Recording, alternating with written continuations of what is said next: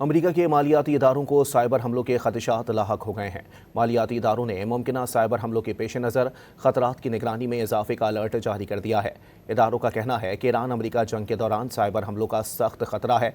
अमरीका की LHT holding का कहना है कि उसके सिस्टम्स पर साइबर अटैक की कोशिशें की जा चुकी हैं, जिसे मखसूस IT सिस्टम्स ने नाकाम बना दिया।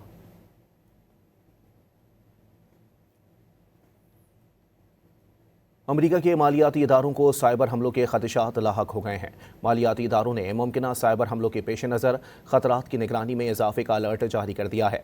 इदारों का कहना है कि ईरान अमरीका जंग के दौरान साइबर हमलों का सख्त खतरा है। अमरीका की LHT होल्डिंग का कहना है कि उसके सिस्टम्स पर साइबर अटैक की कोशिशें की जा चुकी हैं, जिसे मखसूस IT सिस्टम्स ने नाकाम बना दिया।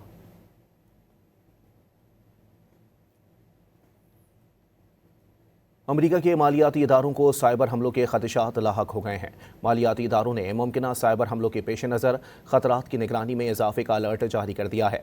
इदारों का कहना है कि ईरान अमरीका जंग के दौरान साइबर हमलों का सख्त खतरा है। अमरीका की LHT होल्डिंग का कहना है कि उसके सिस्टम्स पर साइबर अटैक की कोशिशें की जा चुकी हैं, जिसे मखसूस IT सिस्टम्स ने नाकाम बना दिया।